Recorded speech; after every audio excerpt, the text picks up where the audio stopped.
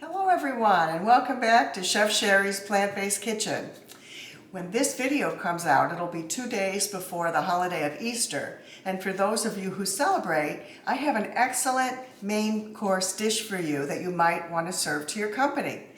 It's actually called a Thanksgiving meatless loaf, but I'm going to call it a holiday meatless loaf. It was created by Susan Voisin, and her website is fatfreevegan.com. So we'll post this recipe under the description section on my YouTube channel so that you can check it out. And if you think this looks good, and I'm telling you it's delicious, make it for Easter. Your company will love it. So of course I've gone ahead and done a few things ahead of time. I took some onions and carrots and garlic and celery, and I minced them very small, and I put them into this fry pan, and for about 8 minutes I cooked them down with a little bit of water so it didn't stick. Then I added 1 can of drained and rinsed white beans. I used northern beans in this dish. And then all I'm going to do is just mash the beans a little bit. I started to, until, most of the pieces have been incorporated into the vegetables. They don't have to all be like puree style, but just, you can have a few beans that are still whole. But I think that looks pretty good. So let's just put this aside for a moment, and we'll come back to this. So the next thing we're going to do is add a bunch of things to the food processor. And let me get out the directions, so make sure we get it all. So we're going to add in this sweet potato, and it's funny, the reason I decided to make this today, I had made 2 sweet potatoes yesterday, and Dale and I were too full to finish 2 of them. We each had a half. So I go, what kind of a recipe can I use these sweet potatoes in? And here it is, 1 medium-sized sweet potato. Whoops, into the food processor. There it goes. Next, we're going to add tofu. Get a block of tofu. I buy West Soy tofu. It comes with these 2 blocks. Put that into the food processor. Next, we're going to add some tomato paste. There we go. Then we're going to add some, I used some Bragg's liquid aminos. You can use any kind of sauce like soy sauce. Make sure it's low sodium though. And then I'm going to add some mustard. This is spicy brown mustard. And then, last but not least, we're going to add our seasonings. And the seasonings, we have a bunch of them. I'll just read them off to you so you know what they are. I didn't have fresh parsley, so I used, it calls for a 1/4 cup of fresh parsley, and that equals 6 teaspoons of dried parsley. So I did that. Nutritional yeast is in here, sage, thyme, rosemary, little salt and pepper, and smoked paprika. So let's add all that in.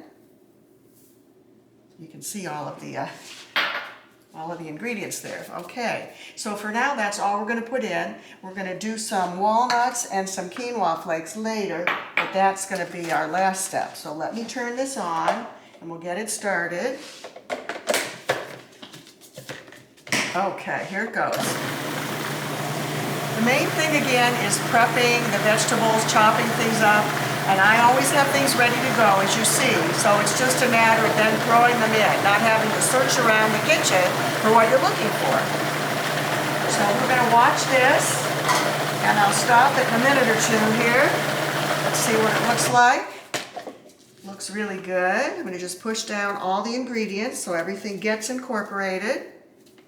It's really pretty simple to do this. Again, it's just a little bit of prep work. I say it took me maybe 15 minutes to chop up the vegetables, that's all. Okay, let's do a little more.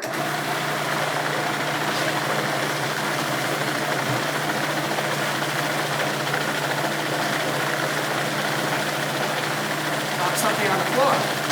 Okay. I think that looks perfect. That is perfect. So it looks like sort of a puree right now, doesn't it? Okay, so let me get my instructions so I get this right. Oh yeah, we're going to add our walnuts and pulse them in too. 1 more pulsing.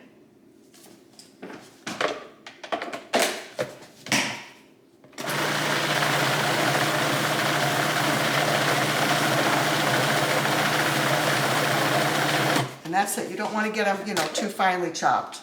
So you can still see them in there. Okay. So we've done all that, and so the only thing we're going to do now is, let's see, it says to add the walnuts, scrape the tofu mixture, we did that, and then add this to the mixing bowl with the vegetables and our quinoa flakes. And then we're gonna make it into a loaf. So let's take the vegetables first. Let me make some, get rid of these things. Okay, I'm gonna mix the vegetables in here, just throw them in with the beans. So this dish is so packed with good nutrition. You've got beans, you've got vegetables, you've got tofu. I mean, you can't ask for anything more. It's wonderful. I haven't made this in quite a long time, but I remember how good it is, so I think you're gonna love it.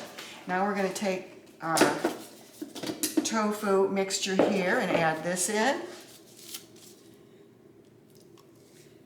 Okay, get that. And we're gonna scrape this out of the bowl and put it in. Smells good. It does smell like a holiday type of loaf with the sage and the thyme and the rosemary, all of these good things. And smoked paprika, that always does it for me. Dale always asks me when he goes to Costco, are there any big spices you want me to get? You know, like in bulk, and I go, yeah, get me some smoked paprika. They didn't have it though, did they? Just regular paprika. Doggone, because I use smoked paprika all the time. Unless I missed it. Probably not. Okay. I think we've got most of that in. Then we're going to take our quinoa flakes, and people use these to actually like, sort of like oatmeal. You can make a breakfast cereal out of it, but we're just going to put them in here. And then I'm going to mix this all together.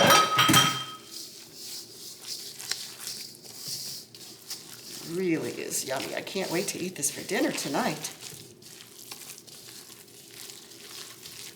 I get in these moods sometimes for comfort food, and this is definitely one of those comfort foods.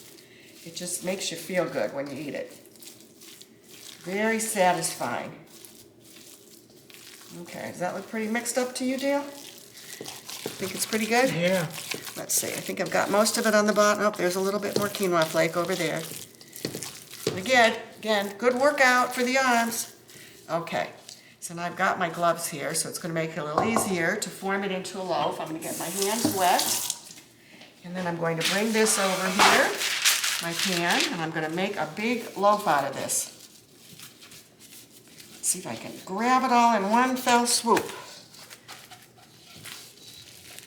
Okay, so what I don't grab, we'll put on later. Here it comes. Ready? Here's the biggest part of it. Okay, I'm going to add the rest, and then we'll shape it into the loaf. Makes a lot too, so you can feed a lot of people with one loaf. Got to wash my hands, wet the hands again, so I'm not sticking. Okay, that's good. Now let's do the shaping. Oh yes. I'm going to spread it out a little bit more.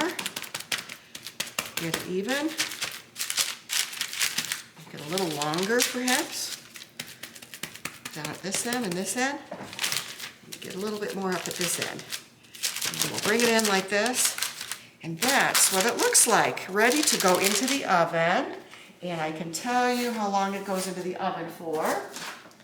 Okay, so we're going to bake it at 375 minutes for 25 minutes. 375 degrees. 375 degrees.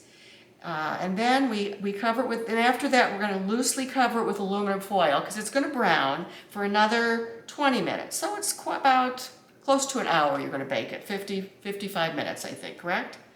Something like that. And it says, check to make sure that the center is firm. If not, give it a little extra time. You can also take the foil off and cook for another 5 minutes to get it even crunchier on top. So whatever you like. If you like it more crunchy on the top, just open up the foil at the end and then let it cook. So let's take it over here to the oven, which is preheated. We'll put it in. I'll put the first timer on for 25 minutes. So that's what it's going to look like, but just nice and brown and extremely tasty. So give it a try. Let me know if you've used this for your holiday, and I'll look forward to seeing you next time back in my kitchen. Have a wonderful day, everybody. So long.